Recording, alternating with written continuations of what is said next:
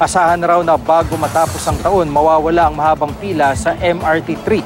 Sinabi yan ni Engineer Deo Leo Manalo, Director for Operations ng MRT3, sa pagdinig kanina ng Senate Committee on Public Services. Matatapos na raw kasi sa Nobyembre ang power upgrade ng MRT na magbibigay daan para mas maraming tren ang mapatakbo.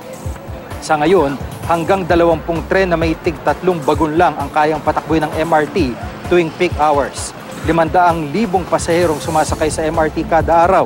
Kaya bago matapos ang taon, magagamit na raw ang 5 bagong tren mula sa Dalian Locomotive ng China.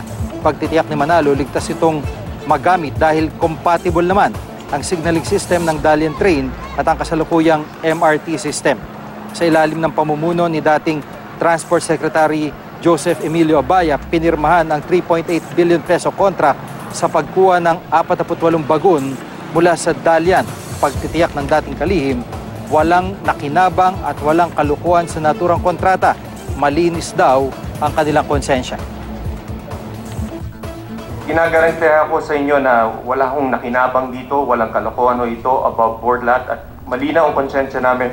Kaya kong sagutin ng aking Panginoon na kaya kong ginawa namin na maayos ito.